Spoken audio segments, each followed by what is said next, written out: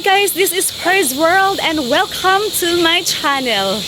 Andito po tayo ngayon sa aming backyard at meron po kami ditong mga alagang mga manok, alagang mga pabo at saka genya. So, let's go guys. Tingnan natin ang aming gusto ko lang ipasilip sa inyo ang aming mga alagang mga manok at alagang mga pabo, genya at kung iba ano pa.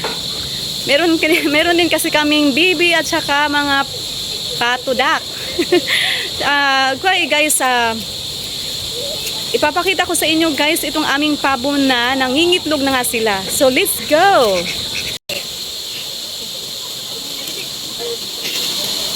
Space para sa mga manok at dito naman yung sa mga pabo. So tingnan natin guys yung mga itlog ng aming pabo. Nara. Nahihira talaga to. O siya kasulod.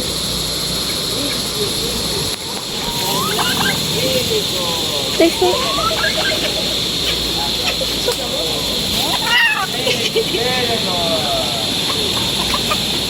Siya nga pala, nilagay na namin ito yung itong mga ganitong klaseng manok. Hindi ko na matandaan kung anong klase itong manok pero kasama ito ng, meron tayo ditong Rhode Island.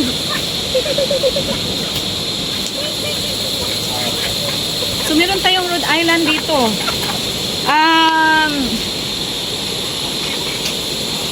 Yung mga Rhode Island, kailangan kasi namin ihawalay sila sa mga native chicken. Pero okay naman sila dito sa mga pabo. So dito lang muna sila guys. So papakita ko sa inyo guys kung saan nangingitlog ang aming mga pabo. So ito ang mga itlog. Dito po sila nangingitlog ang aming dalawang female na pabo. So kailangan natin silang kunin guys. Kunin natin sila para hindi sila mababasa ng ulan. At ilalagay natin to dito sa dito. Medyo madilim na. Lagay natin, kailangan natin ilagay dito sa paitlugan. Pero guys, kailangan natin tong ibaba. Ayan, kailangan natin tong ibaba guys. Kasi para makapangitlog dito yung ating alagang pabo. So, lagay natin to sa baba.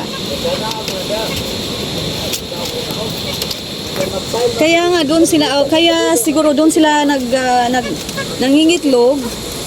Kasi ito hindi sila maka dito. Medyo mataas lang. Mataas lang itong ating paitlogan kaya kailangan natin tong ibaba. So tingnan natin sa susunod na araw guys kung dito nga ba sila mangingitlog. Lingkod pa po ka. Kasi gili ito. Okay. Ayan o. Bibiduhan mo Jim. Alam mo mi. Ayan sila making love. Ayan. May itlog na naman sa susunod na araw. Kabukins yan. Galingan mo. Damihan yun ang itlog, ha? Damihan yun yung itlog.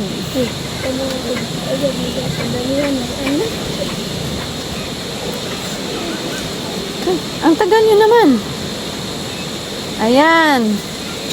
So, ito guys, itong itlog na to, kailangan namin na talagang ingatan ito guys. Para magkakasisiw sila. Kasi dati yung aming mga itlog nasasayang lang, nababasa ng ulan.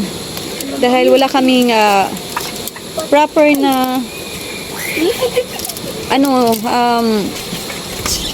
lang kasi sila naka free range. Ano bang tawag doon? G. Sino mo ba?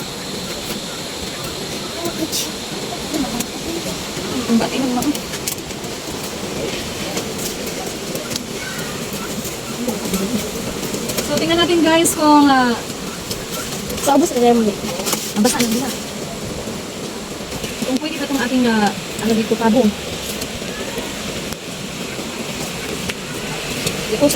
Kababa na nga ang ating paitlugan. So, tingnan ko guys kung dito mangingitlog yung ating pabo. So meron na tayong 5 itlog.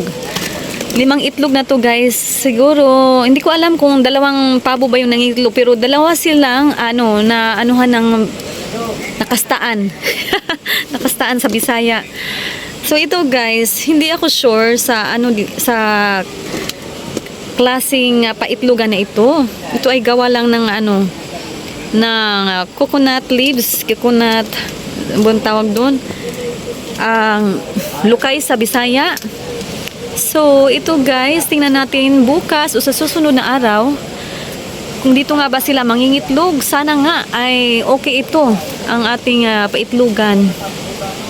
Meron kasi ako nakita nga nag-aalaga din ng manok, ng pabo, na nilagyan nila ng ganito, nakahang, parang ganitong height din, at dyan nangingitlog yung pabo. So guys, kailangan natin na siguro ipapakita ito sa ating pabo na dito ang ilang itlog, at sana nga ay dito sila mangingitlog.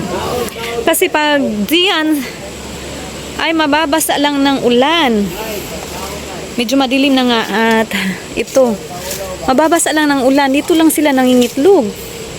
Sayang naman kung hindi mapipisa ang ating mga itlog, yung itlog ng ating pabo. So ito yung ating Rhode Island. Rhode Island at saka decal brown siguro ito. So 3 ito sila guys. Ito na lang 3 ang natitira. Hahanapin ko pa yung isa. So ito yung bahay ng aming chicken, ng aming mga manok guys. So ayan sila. Ayan, nagpapahinga na. Good night everyone. Good night mga manukin. So ito na lang yung mga natitira naming mga manok. Hindi kasi kami pinalad last year.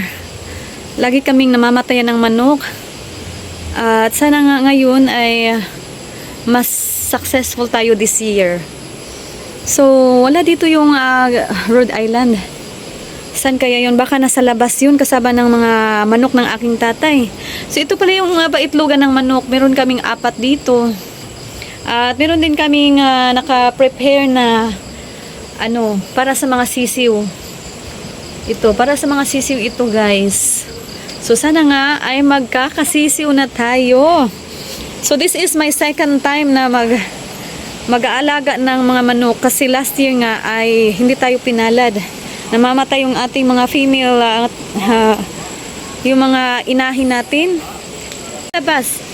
Hoy, nakalabas ka Ayan yung isa naming manok nasa labas.